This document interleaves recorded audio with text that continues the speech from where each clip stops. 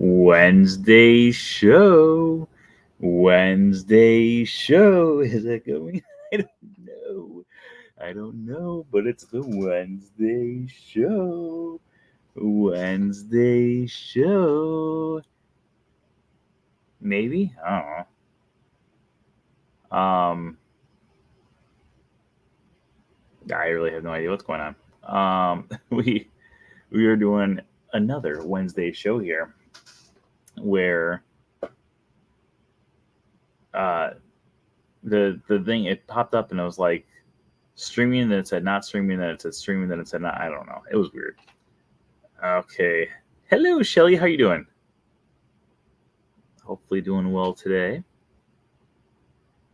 I think it's something with my computer though. I think I've got to do a reset of the computer probably tonight after the show is done, because so the screen is a touch screen, and for some of the things, that's the only way that I can actually activate this stuff. If I use the mouse, it's not working for some reason. So I don't know what's going on. But tonight we're going to be going through. We're going to be doing a episode where you are choosing the episode. The last few weeks we have been doing recap episodes about the cruise along with the Disneyland race. So today we're going to be going back old school. Well, 3 weeks ago, old school. And having it so you guys are choosing the topic at hand. Hola, ¿cómo estás? I just got home from Walt Disney World to learn the storm is coming straight for the turn below me in Georgia. Oh man, stay safe. Please stay safe. Anyone who is in the path of the storm, please, please, please stay safe. Right now they are saying, I rarely ever watch the weather, but I watched the weather literally like right before I started the show. And right now, so earlier today, they said that there was a chance it was going to be coming towards us. And now it's saying that it's going to be, we're just going to get the outer bands. So, and when I say watch the weather, I mean, I was watching Survivor and they had the news update. I didn't go out of my way to be like, okay, let's figure this out.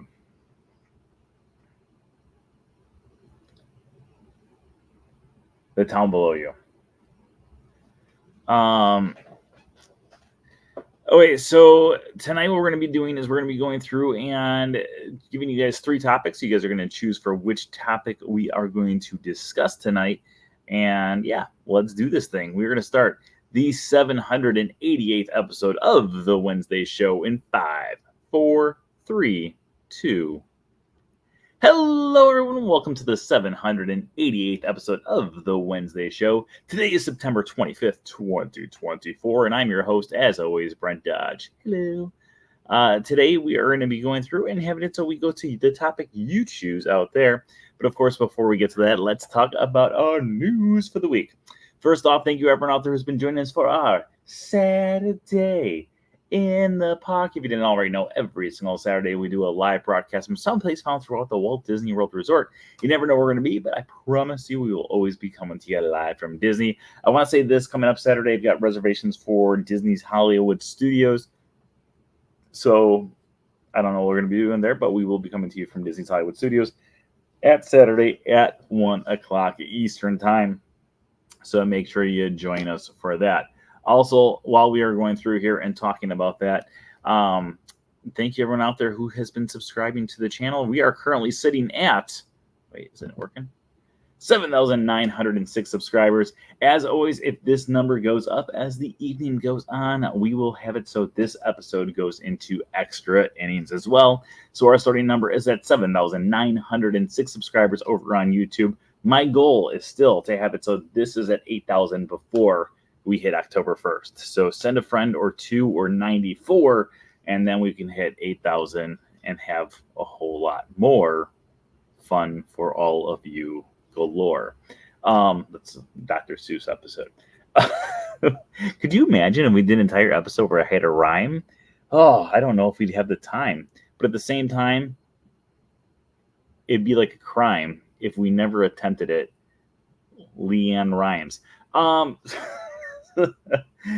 Right. And of course, as always, tonight's episode is sponsored by our Patreon pals. They come for you. The little old bird woman calls in their own special way. they type, oh yeah, in the chat room right now. Patreon pals, Patreon pals, they sponsor this episode for us now. That's the song I made up on the spot. We just lost someone watching. It went from 12 to 11. Da da da da da da da. Okay, thank you, our Patreon fails out there. I've been listening to a lot of Mary Poppins lately, so especially so my okay, we've been talking about this. My friend Eric, if you're in the chat room, say hi. Yesterday was Eric's birthday too, so happy birthday to Eric if he's out there. Eric and I have talked about it a lot because we feel like Mary Poppins Returns does not get enough love, and I think Mary Poppins Returns does have some of the best music out there that Disney's ever created. And I also, if you guys have watched the Wednesday show at any point over the last 15 years, then you probably know that I always end the show with "Anything Can Happen If You Let It," which is actually a Mary Poppins on Broadway song. So Mary Poppins music, it's amazing. It's absolutely amazing. Okay. So tonight we're going to be going through and having it so you guys choose the episode that we're going to be having for the next 55 minutes. So let's give you guys 3 options, and then we will give you guys about a minute or 2 to vote on those options. Let's start off with our always go-to possibility of the Ask the Expert questions, where you go through and you ask me any and all questions about anything and everything Disney, and we go through and we learn a little bit, we laugh a little bit, and we have a lot of fun a little bit. Well, not a lot of fun, but never mind. But so Ask the Expert. Another one we can do is we can do a deep dive episode about a specific attraction. You guys can go through and we can vote on which attraction we're going to go for. Or option number 3, we can do a game of Connect the Dots, because I always like playing a game of Connect the Dots as well. So you guys have about 2 minutes to throw your votes into the comments on what you want to have it so tonight's episode is going to be. It is either an Ask the Expert, Connect the Dots, or a deep dive into a specific attraction, which we will all vote on. So start throwing those votes into the comments below right now. Hello, Vanta Crew. I like the Tigger. That's a really cool picture. I like the Tigger. Okay, so we've got 1 vote for Connect the Dots. We got 2 votes for the Connect the Dots. Earlier, I was driving and I was like, I don't know what episode I will want to do tonight. I'm just kind of I've been focusing so much on writing. Last night, I stayed up till 4 o'clock in the morning writing. And so I've been so focused on Dinoland. So in my mind, I was like, oh, we could do a Dinoland episode. But at the same time, I was like, I kind of wanted to just take a break and think about other things here as well. I love Tigger. He is my favorite character. He is in his Halloween. I really like that. That's a really cute profile picture. Okay, you guys have about 1 more minute to vote. We are going between either Connect the Dots, Ask the Expert, or a deep dive into an attraction. Keep throwing your votes into the comments. You guys have about 45 seconds left now.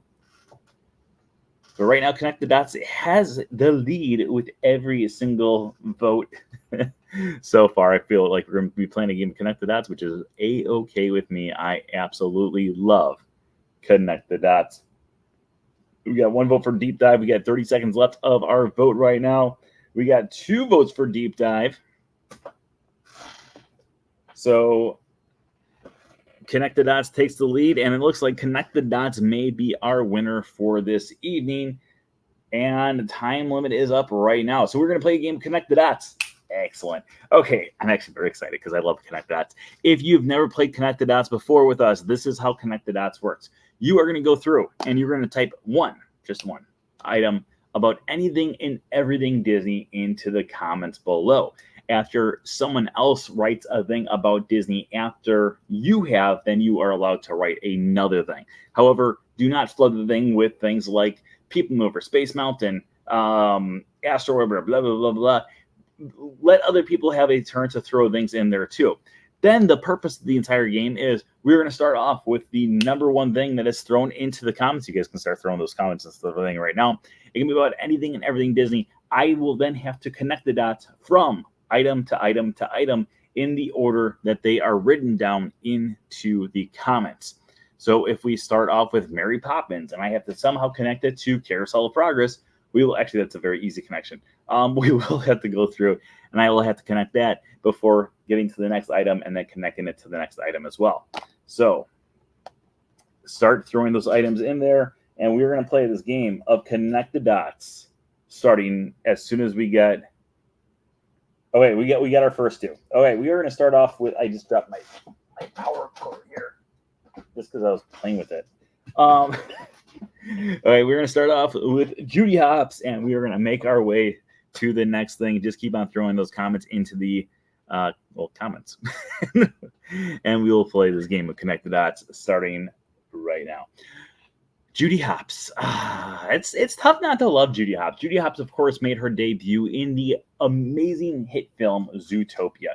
Now, Zootopia actually would go on to win an Academy Award. And when it won the Academy Award, it really was not that surprising. It had a lot of amazing social issues. It had a lot of amazing animation. It had a lot of amazing everything. Great storyline, great songs, great everything about that film. However, one of the things that I absolutely loved about this film, besides Try Anything. And you know what? Let's stick on Try Everything. So Try Everything was a great song by Shakira. Shakira. Her hips do not lie, by the way. And Shakira would have the song Try Everything, where it's, I won't give up, no, I won't give in till I reach the end. And of course, now the most recent rendition of this song was actually over at Country Bear Musical Jamboree over at the Magic Kingdom. Now, if you did not know, Country Bear Musical Jamboree did have a revamp from January until just a few months ago, where we got all of these brand new songs, or not brand new songs, they're actually all Disney songs, but with a brand new twist on it. And all those different twists have it so we go through and have a little bit of everything all rolled into one. So one of the songs that's actually in there is I Can Show You the World. And of course, if you want to have it so you are being shown the world anywhere on Disney property, it just makes sense that the number one place to go to see the world is over at World Showcase. Now, back in 1994, something amazing happened in World Showcase that most people just, well, I guess a lot of people do appreciate it, but most people don't appreciate it enough because a lot of people just use it as an excuse to get drunk, and that is not the way that Brent Dodge does it. Brent Dodge does it because he wants to have a few specific things while he is at the the Epcot International Food and Wine Festival, which has been going on since 1994. Now, of course, I always get the brat, I always get the pot stickers, and then there's another thing that I now always get, which is this delicious slider at the Food and Wine Festival. And yes, the other day when I was getting it, I saw Christine in line. So, hi, Christine. I saw you then, but I said hi then. But still, that's besides the point.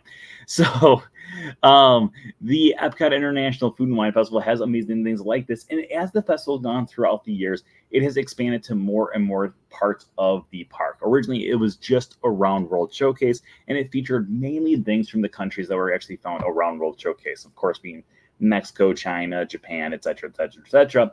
And that's where people would just go and find the food. And now they've started to expand out to other areas. Now, when they started to expand to other areas, they actually ended up going into what was used to be called Future World. Now it's World Celebration and World Discovery, etc., etc., etc. as well. But that is not what we're going to be talking about right now, because what we're going to be talking about is the way that Epcot has evolved throughout the years. Because while it's gone through all this different evolution, some of the different evolution that it's had has not just been inside the park, but it's actually been outside the park as well. Because Epcot, of course, standing for Experimental Prototype Community of Tomorrow, always has featured the outlook of what to make things better in the world. For instance, a few years ago, they threw a massive solar panels out in a field that's actually shaped like Mickey Mouse, again, to make things better. And then in addition to that, one of my favorite stories of all time is how the Imagineers came up with other things to make life easier around the resort. So let me take you back to about 5 to 10 years ago, when some of the Imagineers were trying to figure out a brand new way to transport guests. So while they're going through and trying to figure out a new way to transport guests from Epcot to Disney's Hollywood Studios, they were sitting around in a room and they went back to the past to figure out exactly how they could do this. And one of the people in this meeting threw out the idea of how they missed the old sky buckets that used to be found from Fantasyland to Tomorrowland over at the Magic Kingdom. And they said, you know what, maybe we can do that as well. So they created a brand new set of sky buckets and they threw it between Epcot and Studios. And of course, they called it the Skyliner. Liner is there. Skyliner. So when they would go through and have the Skyliner there, the Skyliner would have it so you would feature several different animated buckets, or not animated, but they would actually have several different pictures on the buckets. They would go through and join it. Before we continue here, there's a lot of people who just joined. Hello, welcome to the show. Today we are playing a game of Connect the Dots where you guys are throwing different things about Disney into the comments below, and we are going through and trying to connect each one in order. So keep on going. Keep on throwing those things down, and we will keep on going starting right now. So when they started going through and they started to put all these different animated things on, we're not going to do the easy connection, by the way, to the next one. The next one could be a really easy connection. We're going to take a longer loop to get to the next connection, and I know exactly how we're going to do it. So when they would go through, they would have things like Peter Pan. That could have been the connection, but we're not going to do that. Peter Pan and Zootopia with Judy Hopps, of course, and several other different classic animated characters. However, in addition to those characters, they also added a few Marvel characters. Of course, the Guardians of the Galaxy, since there is an attraction for them over at Epcot. And then, of course, they also had Star Wars characters like Chewbacca, some Porgs, along with C-3PO and R2-D2 for Star Wars over at Disney's Hollywood Studios. And then they also added a few more buckets that were specifically made for different attractions that are over at Magic Kingdom. Those two being Pirates of the Caribbean, along with, of course, the Haunted Mansion. Now, when you go through and look at the history of the Pirates of the Caribbean and Haunted Mansion, there are so many different things that are there that can really pay tribute to the past of Disney. And when it goes through paying tribute to the past of Disney, there's a lot of different ways that we could do this. One of the ways, of course, is by looking at Memento Mori. Now, Memento Mori is the gift shop that is found over at Disney, or not Disney's Hollywood Studios, over at Liberty Square by the Haunted Mansion. And if you go inside of Memento Mori, there's all these different things inside of there that actually pay tribute to the old shop, which was a very boring shop. It was just like dishes. Who goes to the Magic Kingdom's like, you know what I'm going to do? I'm going to go buy a dish. It's a good idea. Actually, I do have some Mickey plates that I purchased at Magic Kingdom with them, but that's besides the point. So it used to sell different things like that with like dishes and stuff like that. Very basic, very not the most exciting things in the world. However, when they would go through and evolve the shop into Memento Mori, they would throw a lot of different tidbits in to have it so it would interact with the guest while they are there. And when that first happened, there were so many different there were so many different guests that I talked to who were really excited about the fact that all of these different interactions, like there's like the painting that switches from nice Madame Leota to evil Madame Leota. There's the mirror that comes alive, and they're like, oh, it's so cool that Disney's finally done this inside of gift shops. And I was like, sit down there, because that's not true whatsoever. This is not the first time. In fact, they've been doing this for a very long time, which brings us back to the year 2009. Back in 2009, Disney had one of the most amazing things in one of their gift shops, and it was also here at Magic Kingdom. Now, if you go to the current location of Bibbidi Bobbidi Boutique, that's a fun word to say. If you go over to Bibbidi Bobbidi Boutique over at the Magic Kingdom, you may notice that there is still one little resemblance of the previous shop there, and that's over on the right-hand side. You can find a window, and on top of that window, you can find none other than Tinkerbell. However, there we go. I told you we could have gone Skyliner to the Tinkerbell bucket, but that's the easy way. We're going to do the long ways here if we can get the chance. So while they're going through and talking about Tinkerbell, I haven't even looked at what the next one is. I'm trying to continue my story here because I think this is actually a really cool story. So prior to this, you could actually go inside this gift shop and you could wake up Tinkerbell. You could actually get a bell from a cast member and ring it, and then Tinkerbell would come flying in and be like, Tinkerbell, come here, Tinkerbell. And it was hands down one of the coolest things that you could do at the Magic Kingdom. If you go back to one of my earliest YouTube videos, I think honestly it might be my second or third oldest or original second or third one that I ever published years ago, back in like 2009. You can watch the video, but it's pretty cool because she comes out and she interacts with everything else like that, and it's overall a really cool way to kind of engulf the guest. What's the next one? Okay, there's the next one. Right around the corner from that, there. Well, you know what? Let's focus a little bit on Tinkerbell here, because Tinkerbell actually is such an iconic character, and Tinkerbell is one of those things that, or she's one of those characters that can be found in several different places around the Walt Disney World Resort. Now, not only can you find her obviously here at the little window that I just mentioned, but you can also find her obviously on Peter Pan's Flight. Obviously, she's over there at the fireworks. I just said obviously a whole lot of times, but let's say a few more times, because obviously, if you go over to World of Disney, she is the tallest character inside that store. If you're actually outside of the store and you look up at the roof, you can actually find a little Tinkerbell up on top with her little magic wand. But that is not the only times that we can see Tinkerbell, because Tinkerbell has a lot of different connections all around the Disney resort. Let's talk a little bit about the place where you used to be able to meet her. Now, there have been two different places in Walt Disney World that you could meet her. A lot of people said that they can no longer meet her because of all these ridiculous reasons. That's not true whatsoever. The main reason they actually can't meet Tinkerbell anymore is because the location where you used to meet Tinkerbell is now a permanent location for Jack and Sally, and it's such an elaborate spot that instead of having it so they dismantle it every year and then put it back up every year, they just decided to keep it there year long and only use it during the Halloween and Christmas parties. That's the true story from managers. But that's besides the point. You could also find Tinkerbell over in the location that is now the Fantasy Fair, or back in the day, it used to be Mickey's Toontown Fair.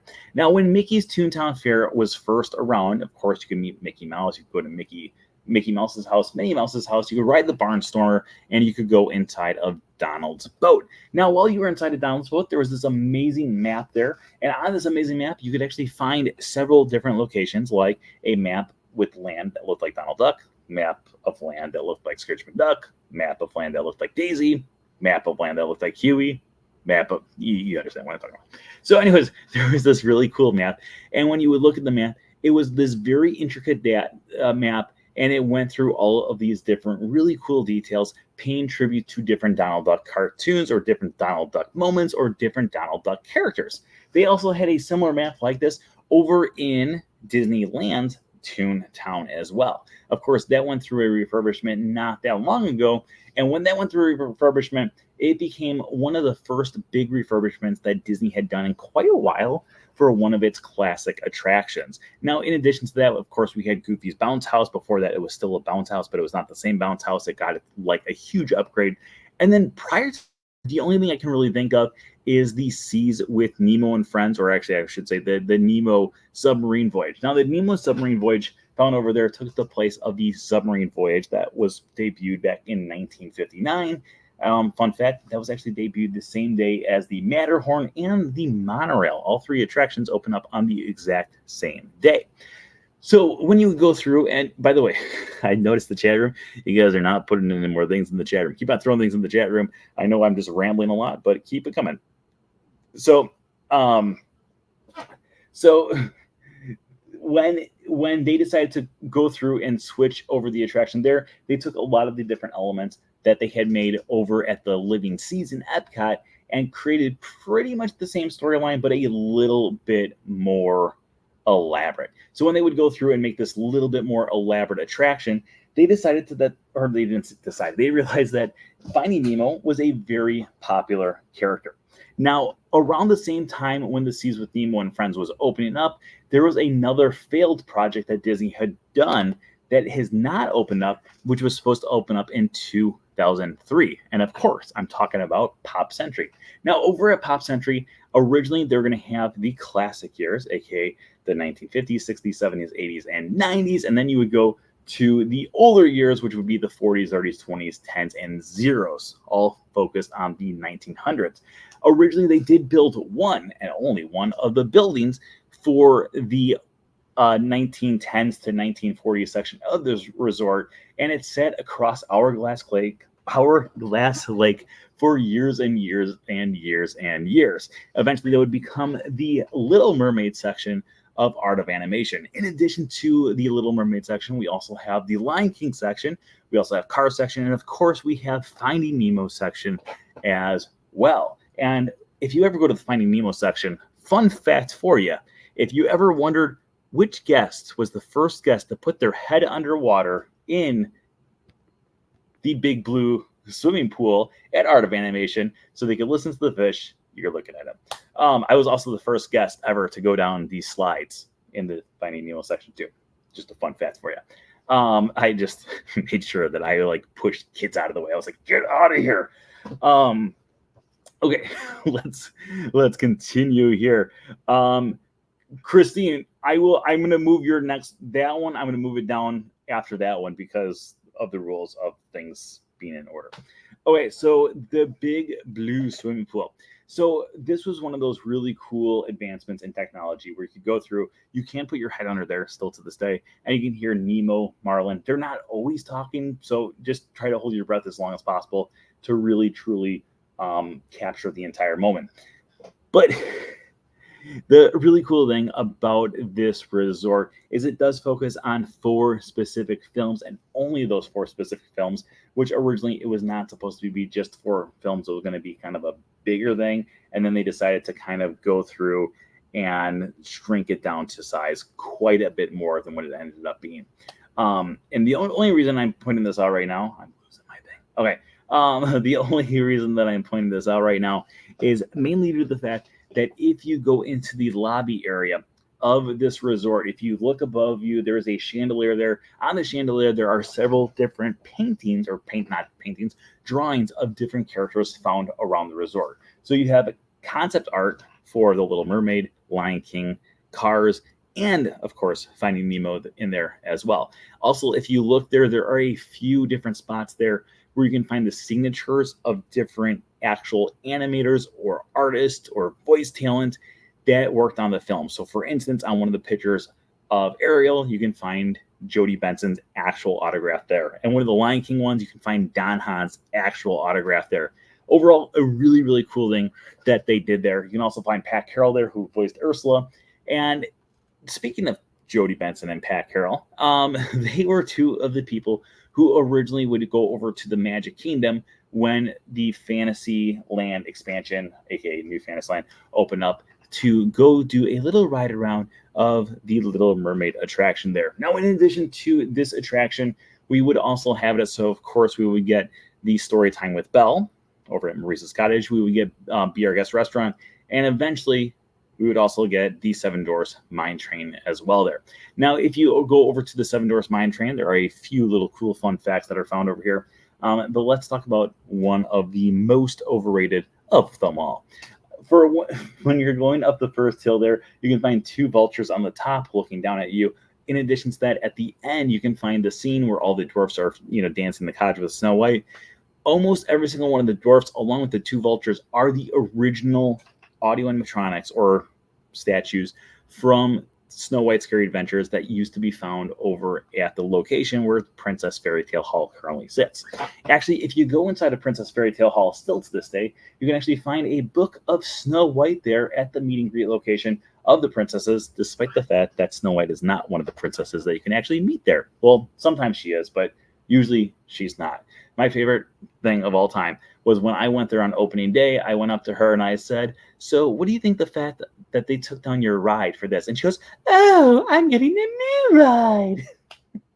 And it was the weirdest meet and greet interaction I've ever had in my entire life. But that is besides the point.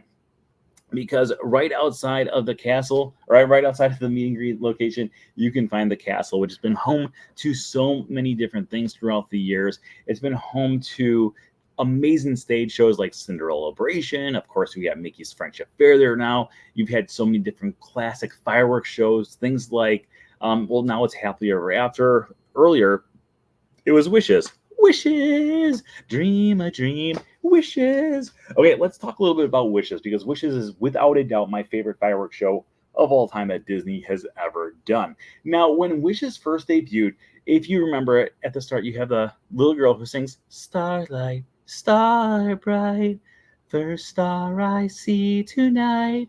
I wish I may, I wish I might, have the wish I wish tonight. Make a wish and do as dreamers do." And then you have the chorus, "Do as dreamers do, and all our wishes will come true." So a little fun fact and very sad fact about this. The little girl that is actually found here was actually a Make-A-Wish child whose wish was to have it so she could perform for Disney. Now, she actually did record this. She actually saw the first show, and she passed away shortly after the first show of Wishes ever debuted, but she did have the opportunity to actually go through and watch this show. Just it breaks my heart. Every time I talk about Wishes, I have to bring up that story because I think Happily Ever After doesn't have that. And I think it's just one of the most beautiful, one of the most sad, and it breaks my heart. But anyways, after Wishes, we would eventually get Happily Ever After. When Happily Ever After would get there, we would have the To Infinity and Beyond section of the thing. Now, this would be the first time that Buzz Lightyear would be incorporated in the fireworks show at Walt Disney World. He would have already been incorporated in Disneyland. However, it would not be his first time being incorporated into Walt Disney World, because before this, we would have, of course, Toy Story Mania, and before that, we would have Buzz Lightyear Space Ranger Spin, which would be one of the things that had eventually taken the place of If You Had Wings. Now, If You Had Wings would be a classic attraction that could be found over in Tomorrowland, and still to this day, you can actually find a few references to If You Had Wings. One of them is at the exit of Space Mountain. While you're going through on the left-hand side, you can find a control panel there, and on this control panel, it's got some of the open attractions along with some of the closed sectors found in the Magic Kingdom, and they have different things like IYHW, which of course would refer to If You Had Wings, and that would say TL for Tomorrowland. You would have MWTRFL, which is Mr. Toad's Wild Ride, Fantasyland, and so many other things as well. In addition to it being referenced here, you can also have it so it's referenced up at the People Mover, where they say, if you have wings, obviously if you have wings, jetpacks, it's not People Mover.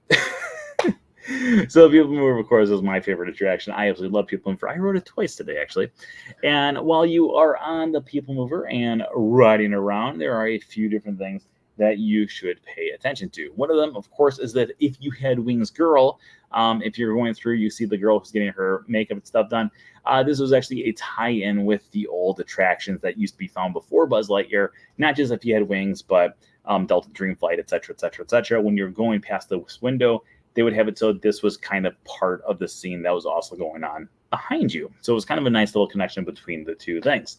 When you get off the attraction, of course, you want to take a right and you go down to Main Street USA. Now, over on Main Street USA, we've got a lot of different storied history, of course, being inspired by Marceline, Missouri, the hometown of Walt Disney himself. Now, a few of the things that have been around since opening day, both in Disneyland and Walt Disney World, are, of course, things like the carriage rides, the trolley going up and down the street, and of course, I'm walking right down the middle of Main Street, USA. Well, you'd always have some type of entertainment, whether it was the marching band, whether it is the flag retreat, or whether it is the Dapper Dans. Yes, it does count. The Dapper Dans have been a staple of the Magic Kingdom for years and years and years. And it's one of those things that everyone just can't help but love. I personally love the Dapper Dans. I think they're all amazing. Now, recently, they actually went through and they got a complete change where they have it so they weren't just focused on their old colors. Remember, their old colors used to be red, blue, green, and purple. Now they actually have it so they're all wearing the same color, mainly to make it easier for the costuming department for the Magic Kingdom, so they don't have to go through and keep on making different costumes to fit the sizes of specific people. But now they can actually have it so they can go through and they can choose any design they want because all of those different things are there. Let's talk a little bit about the costuming, because not a lot of people know about the costuming department. So when you go around the park, you can see all the different cast members there.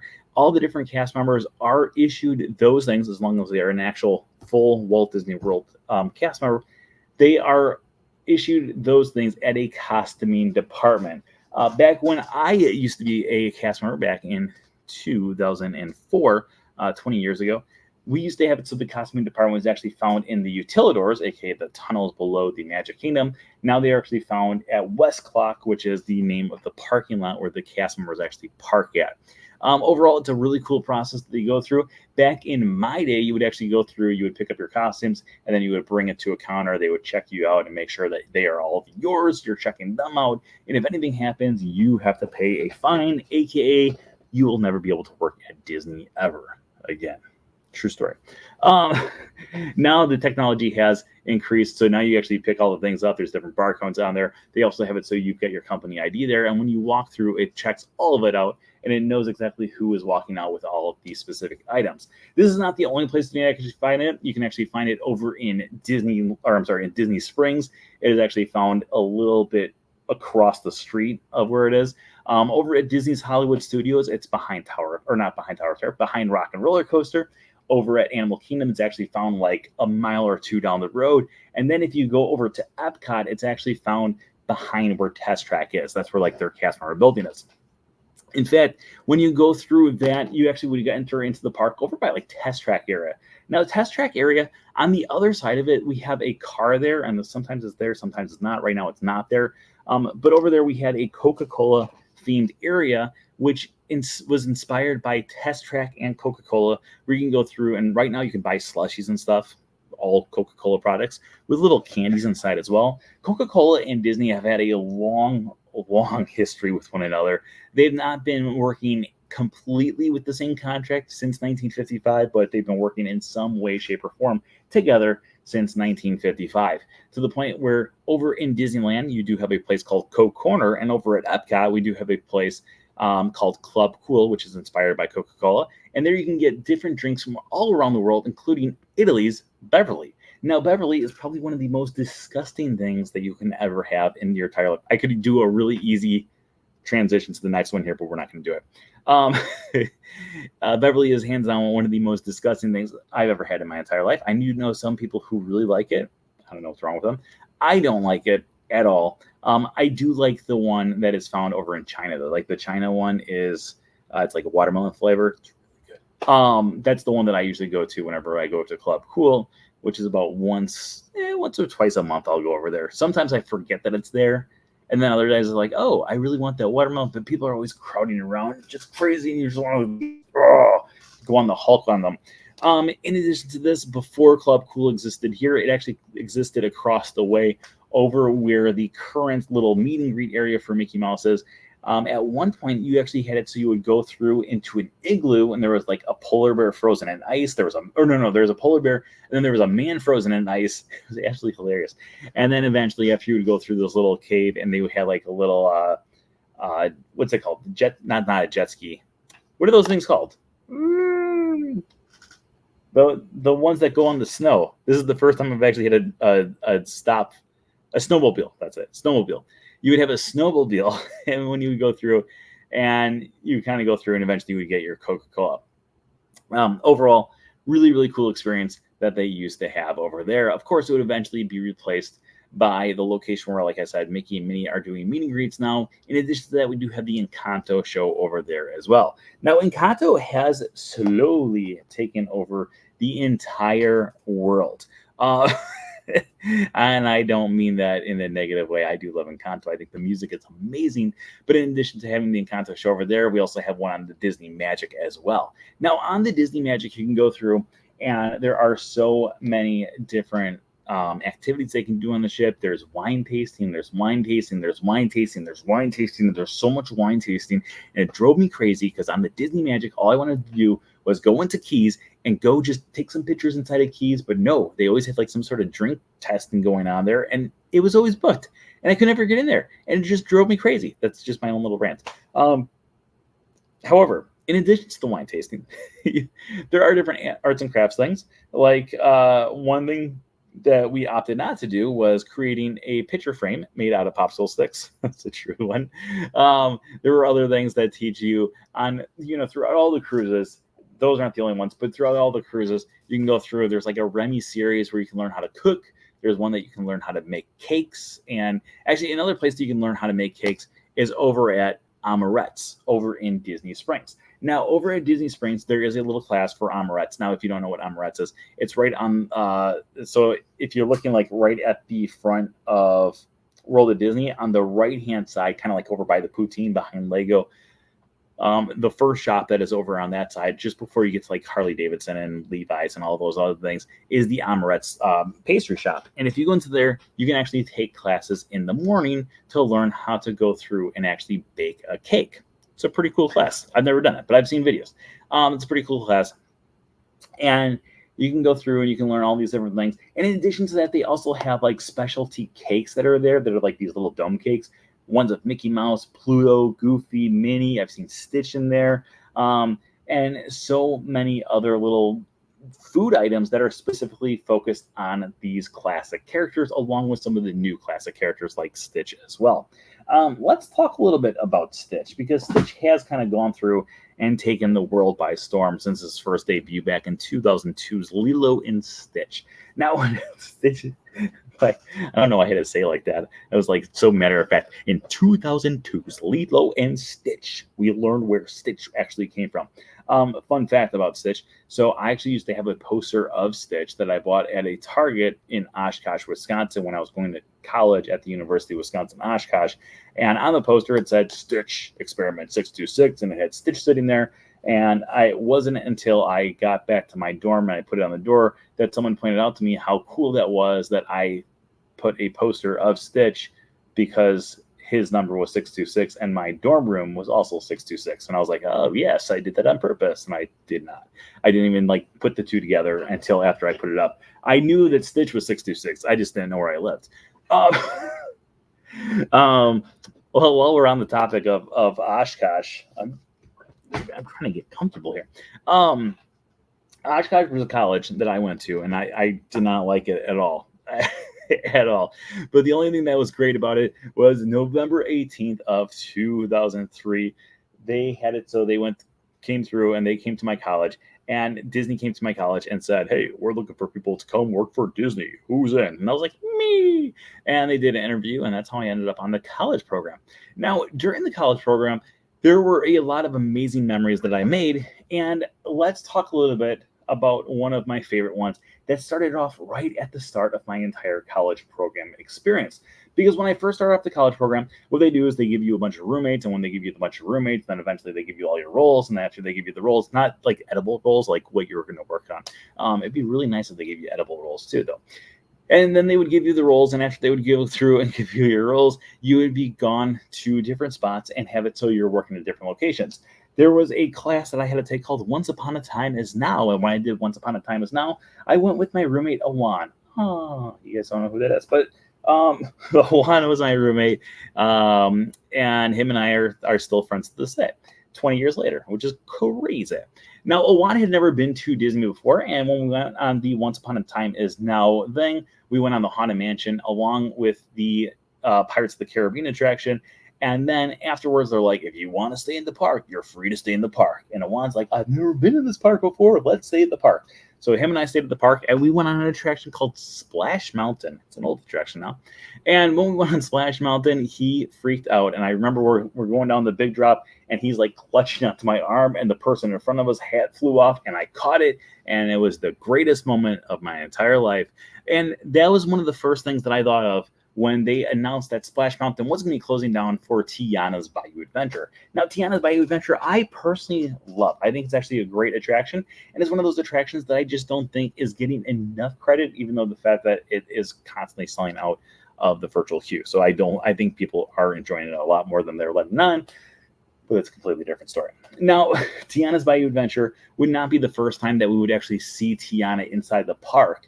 Actually, the first time that we would ever see Tiana inside the park would be back in 2009, right when the movie first came out, which is kind of crazy that Princess and the Frog is now 15 years old, or will be 15 years old in just a few months. But I vividly remember in 2009 when when Princess and the Frog first came out, they used to have it so the Liberty Square Riverboat used to have a show called Tiana's Showboat Jubilee. And what they would do is they would hand select a bunch of guests. They would go onto the ferry boat. And when they would go on the ferry boat, they were given a bunch of like streamers. They would sing and dance with Tiana and Lewis and Naveen. And then afterwards, when you would get past like Big Thunder Mountain Railroad and like the guests couldn't see Tiana or Lewis anymore, then all the guests that were actually on board would be able to meet Tiana, which I thought was one of the coolest things in the world. Now, as time has gone on, she has gone through several different locations for her meet and greets. She did have it so eventually she would be behind the old Christmas shop. Then she would eventually have it so she was up in one of the windows in Liberty Square itself. And then eventually she would make her way to several different locations all around Walt Disney World, mainly where the different princesses we're doing meet and greets. However, that is not what we're going to be talking about right now. We have to continue on.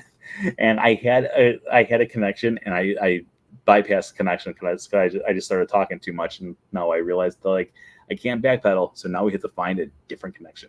How are we going to get to this connection? Oh, we're going to get to there. So in addition to her doing the meet and greets around the Yield Christmas Shop building, there's been several other characters who've done meet and greet locations there as well.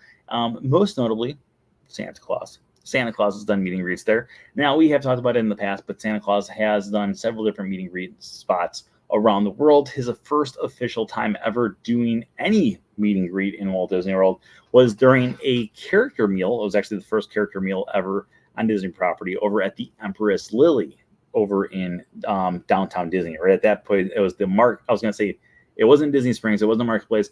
It was Lake Buena Vista Village at that point. And so you could go through, you could actually meet Santa Claus. You could have lunch with Santa Claus. And of course, the Lily Bell would be, or Empress Lily would be named after Lillian Disney, who was Walt Disney's wife. She also has a train that is found over at the Magic Kingdom. It's one of the 4 trains that are found over at the Magic Kingdom. We also have the Walt Disney, the Roy Disney, and of course the Roger Broggie as well. Now, Roger Broggie does have a window on Main Street, USA, over by the horse barn. And if you look at it, there's a few different items that are found there. One of them is a sleigh, which I know you're thinking, how on earth are you going to connect the sleigh to all this? Well, because not only do we have the sleigh that's there, it's not the only time that there's actually a sleigh found in the Magic Kingdom. The other sleigh is actually found over at Yield's Christmas Shop in front of the building, facing towards Sleepy Hollow. And actually, if you look at Sleepy Hollow, on the sign, because it's Sleepy Hollow, actually has none other than the Headless Horseman. I bypassed that so far. I was there, and then I realized that I had gone past it, and then I had to turn back around. But so we have the Headless Horseman. Now, the Headless Horseman has been through so much things. Of course, originally his first Disney debut was back in 1949's The Adventures of Ichabod and Mr. Toad. I should have said that with more confidence, like I said with Lilo and Stitch.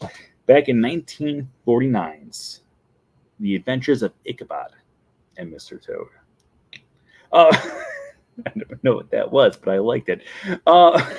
So, in addition to that, obviously, he can be found over at the start of Mickey's Not So Scary Halloween's the Mickey's Not So Scary Halloween Party's parade with the song "Boo to You, Boo to You, Boo to You, You and You, You and You and You, Boo to You." Now, if you've ever gone to Mickey's Not So Scary Halloween Party or Mickey's Very Merry Christmas Party, first off, I highly recommend both of them, but I do like Mickey's Not So Scary Halloween Party a little bit better than Mickey's Very Merry Christmas Party.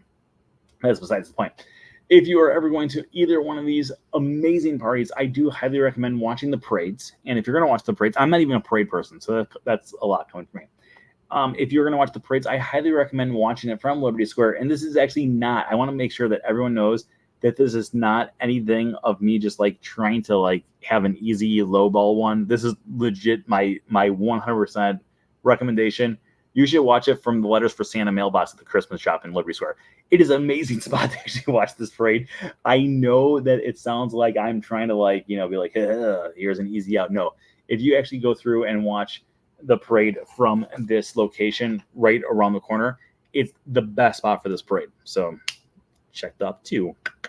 I could actually do a really easy one to get to the next one, but we are not. We're going to take a little bit longer route just because it's more fun if we take a longer route. By the way, I've been talking a whole lot, and I've been talking very fast this entire evening. And the only thing I've been stuck on so far is I forget what it's called again. A snowmobile. That's the only thing we've gotten caught up on. Okay. So let's talk a little bit about Ye Olde Christmas Shop, because Ye Olde Christmas Shop is not the first Christmas shop that is actually found inside the Magic Kingdom. What? I know what you're thinking. There's some people out there who are probably like, oh, Ye Olde Christmas Shop has been the Christmas shop of the Magic Kingdom since it first opened up. But back in the 1980s, we actually had a completely different Christmas shop, and it was not even in Liberty Square. It was actually in Fantasyland. In the location where Sir Mickey's currently sits, we actually used to have a completely different Christmas shop, which would be known as Mickey's Christmas Carol Shop. Now, In addition to that, we've had several other films that have been themed around this store. One of them is actually The Sword in the Stone. We used to actually have a Merlin shop found there. This is actually not the only time we could actually find a Merlin shop. There's actually been one over in Disneyland. And still to this day, if you go over to Disneyland Paris, the shop that's actually found inside of the castle is none other than a shop dedicated to Merlin. There's actually the little house that Archimedes lives in, and everything else is there too. If you go down the stairs inside of the shop, it takes you down to the dungeon of the entire area, and that's where you can actually find the giant dragon of Maleficent in dragon form. One of the coolest animatronics that I've ever seen in my entire life. But that's not what we're going to stay on. Let's continue going on to a completely different topic, because that's what we do here. Now, there's a lot of different things that are found over at Disneyland Paris, which I wish they would bring over to the Disney parks or to the U.S. parks as well. One of my favorite things is Adventure Isle. Now, Adventure Isle is like a mixture of Tom Sawyer Island plus Swiss Family Robinson plus Peter Pan all rolled into one. It's one of the coolest experiences that you'll ever do. It's actually right around the corner from Pirates of the Caribbean, but that's not what we're going to focus on. Because if you would go there, they actually have it so there is a Skull Rock, Skull Rock from Peter Pan. They actually have it so there's a Skull Rock there, and you can actually go inside a Skull Rock. You can go right to the holes and look outside and be like, yeah, look at me, I'm in an eyeball. But this is not the first time that Skull Rock has appeared inside the Disney parks. Obviously, you can find it over at Peter Pan's Peter Pan's Flight over in the Magic Kingdom. You can also find it at Peter Pan's Flight over in Disneyland. However, before both of these had a Skull Rock, well, actually, Disneyland's had it since opening day, but also on opening day over in Disneyland, we also had a Skull Rock, a massive Skull Rock there for guests to enjoy in Fantasyland. So guests could actually go over there and they could see that. They could also see Captain Hook's pirate ship, which actually served tuna. It was the tuna of the sea. What's it called? Chicken of the sea. Tuna, the chicken of the sea. I don't know the brand, but you know what I'm talking about. What's the name of that brand? Anyways, someone write in the chat room. I'll remember it. So when you would go through and have it, so they would have the pirate ship there. It was one of those classic things that just stuck around up until 1983, when eventually Fantasyland would go through a massive remodel and would be bringing us several different things like Pinocchio's Daring Journey, and that's about it. The entire area would get a complete re-theme. Now, when it would go through and get this complete re-theme, like we said, we would get Pinocchio's Daring Journey, and this would actually be the first time that we would ever get a Pinocchio-styled attraction at any of the Disney parks. Now, prior to this, we would actually have it so Pinocchio would be found on Main Street, USA, during the parades over in Disneyland, and also, in addition to that, we would have it so the Blue Fairy would appear as well during the Christmas time. Now, not only will we have her during the Christmas time during the Christmas celebrations, but we would also have it so we would have a candlelight processional there. And of course, that candlelight processional was so amazing and it was so beloved by so many people that eventually when Epcot opened up, we got a candlelight processional area in Epcot for Christmas as well. Now, this became one of the most amazing traditions that Disney's ever done, and they've had so many different celebrities that have gone through and spoken during this thing. They've had different things like Jodie Benson, who we mentioned earlier, so that's an easy one. Pat Sajak's been there.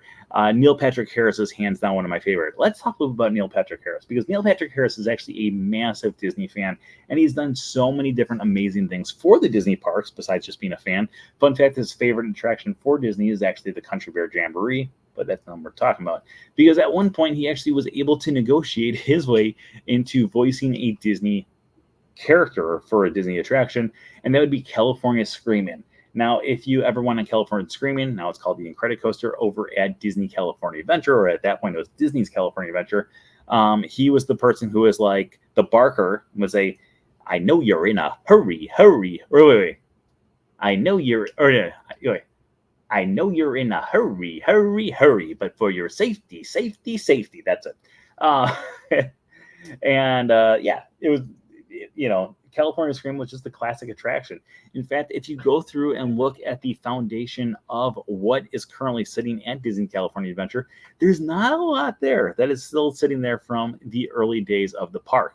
In fact, if you go over there, we have got California Screaming, which is now the Incredicoaster. We got the Ferris wheel, which is now Mickey's Fun Wheel, and we've got a few other things like that are still sticking around. But overall, most things from opening day, they're not there anymore. Like things like a Bugs Land. A Bugs Land is completely gone, and unfortunately was taking the place of the Marvel Superhero Campus, which I do like.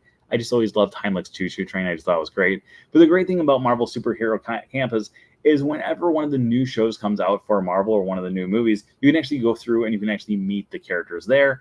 For instance, right now they have Deadpool and Wolverine are two of the characters that walk around. Obviously, you've got Captain America, Iron Man, Black Widow. At one point, they even had Loki out. And Loki, of course, being popular from both Thor and also things like yeah, both Thor and the Loki television series, along with Avengers and a lot of other. He's been in a lot of different Marvel projects. He has been extremely popular throughout the years. So if you went over and you would meet Loki, he was not out last time I was there, but like I said, they do switch out these characters a lot. So there's sometimes where you'll see characters there, sometimes you won't. When we did the race, we actually saw Black Panther there.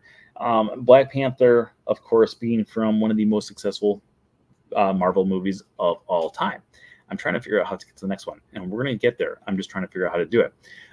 In addition to that, we had it so we've got other characters have been there, but like the only real character or the only real attractions that are over at Marvel Superhero Campus in Disney California Adventure is the Spider-Man ride, and then also Guardians of the Galaxy is there as well. And Guardians of the Galaxy has actually always kind of had a place in Disney in some way, shape, or form. It was actually one of the first franchises for Marvel that made its way into the parks. And not over in California like you would expect, but actually it kind of broke the barrier for a contract that Disney has with, well, actually Marvel has with Universal, where Universal is the only one that can actually use Marvel characters inside the park. Anything to the east of the Mississippi, which of course would mean Walt Disney World. That's why over at Universal they've got Marvel characters, but Disney does not, with the exception of Guardians of the Galaxy. Now I know what you're thinking. How on earth did they get around this little loophole? Well, let me tell you. So the way that they got around this little loophole is because all of the contract for Marvel and Universal is that they cannot have it so these characters from the comics form are actually found there. So when they went through and created the Guardians of the Galaxy attraction, or I'm sorry, the movie, all of the different characters that were there were created specifically for the team for the movie, but not specifically for the comics. So because of that, they could use those characters. And the first time they actually ever used those characters was back in 2004 during a special event where they had several different villains found over in Disney's Hollywood Studios. It was one of the coolest events ever. I paid extra to go there, and I do not regret it at all. I waited in a very long line for Goob, aka Bowler Hat Guy from Meet the Robinsons. Also, I met Oogie Boogie, and my personal favorite was Constantine from The Muppets Most Wanted. And I know what some people are like, really? You waited for Constantine? Well, not only was it Constantine from Muppets Most Wanted, but it was actually the actual puppeteer for Constantine was the guy that was actually there performing Constantine. So it was like one of those really cool experiences that most people have never had the chance to experience. And I waited for like 2 hours to meet him. So totally worth it. I do not regret it whatsoever. But that's not the point of what we're talking about right now. Because when they were going through and they did this villains party, one of the things that they did open up was an area which originally was rumored to be a Tangled musical area, and then they threw that idea out, and then they made it into a villains area. Now, in this villains area, it was like a pop-up building, and in this pop-up building, and I don't mean like it was a pop-up tent, like it's an actual standing building, but in this building, they had like a villains show, a villain dance party, and then it actually stuck around for quite a while until eventually they would close it down to make way for Lightning McQueen's Racing Academy. And when Lightning McQueen's Racing Academy was there, they had all these different amazing characters, including Cruz Ramirez, there as well.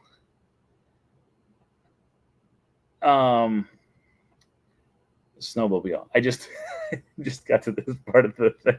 Snowmobile. How many more do we have? We still have a lot here. Holy cow. Let's see here. Let's We're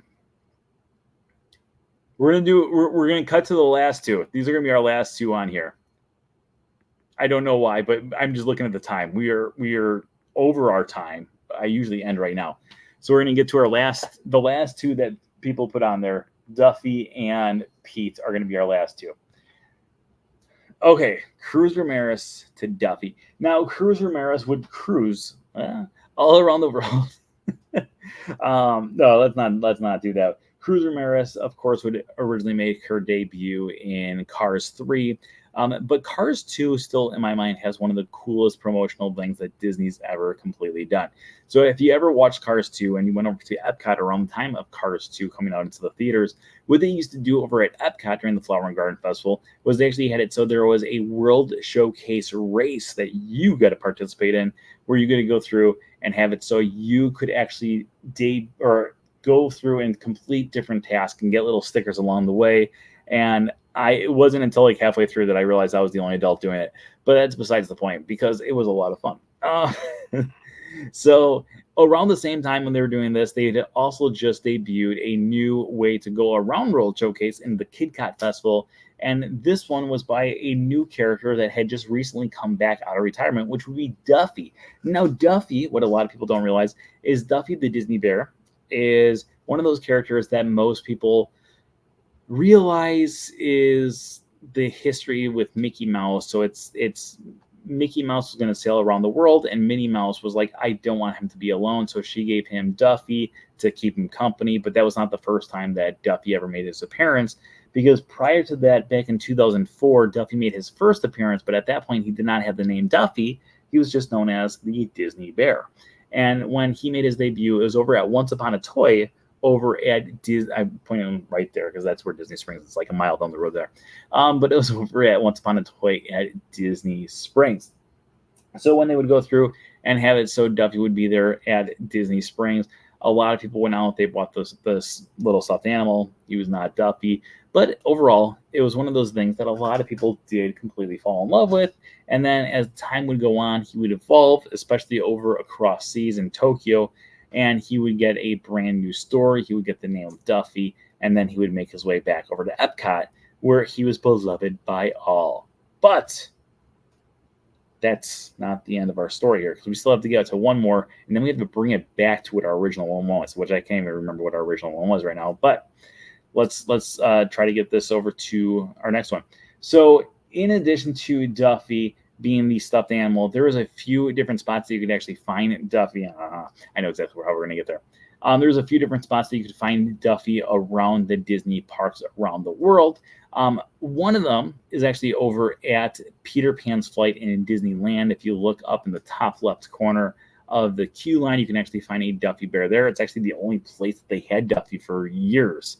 You couldn't buy him over there at the parks. You could only find him in that one window with the Mickey prints on the bottom. And people always like, oh, it's cool, they put little hit Mickeys on there. But it's like, no, that's actually an actual stuffed animal that Disney sold over in Walt Disney World.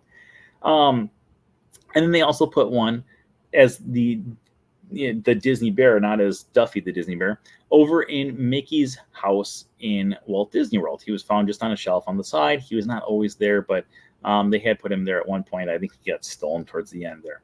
But this would not be the only place that you could actually find there, because if you went over to Mickey's Toontown Fair, there was a few different really cool references in the area. We had the park in the middle, which was like the most basic park of all time. Was sponsored by Chip and Dale. We had Mickey's Country House. We had Minnie's Country House. We had Goofy's Barnstormer. We had Donald's Boat. And then, of course, you have one major character left, and that would be the bathroom. That's right. The bathroom was owned by none other than Pete. That's right. And that's going to bring us back to, where did we start at? What was our first one? So Pete can still, right now, he can currently do meet and greets found over in Disneyland. And if you go over and you meet Pete over in Disneyland, you can have it so you can tell him I say hi. And he'll be like, yo, what's up? The end. No. So when Pete came and started to do meet and greets, it became one of the big initiatives of Disney to put more and more characters back inside the park. Because when they started to go through and put more and more different characters inside the park, One of the things they were working on was not just that, but ways to have it so guests could interact with different characters in new ways and unique ways. And some of those ways would be like Pete coming around and walking around Toontown. We also have several other characters that would just walk around Toontown that you could actually meet.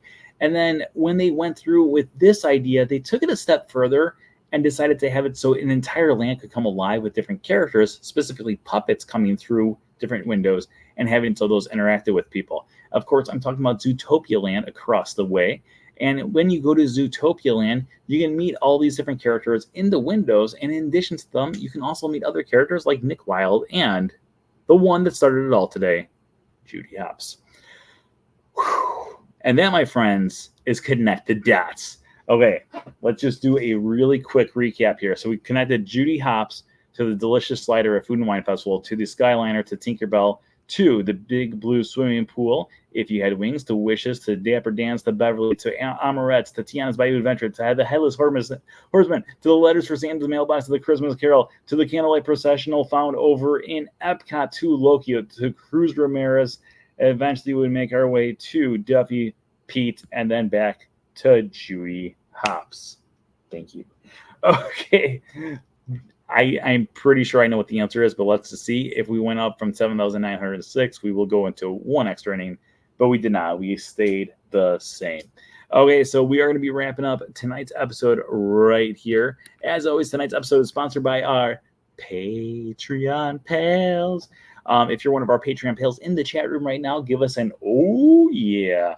Thank you to our Patreon pals for being the sponsors of tonight's episode. As always, if you are not subscribed, make sure you subscribe. I hope you guys enjoyed tonight. That was a long one. That was a fun one. I cannot wait to get off the camera here so I can guzzle down this entire bottle of water, because I did not take a single sip in the last hour while rambling off all of those different things. But thank you for everyone out there for joining us. As always, remember that anything can happen if you let it. Until next time, have a great week, everybody. Bye-bye. Goodbye now. Goodbye. Goodbye now. Goodbye. Are they gone? Are they gone? Oh, good. My cheeks are just killing me. I can't stand this kind of pressure.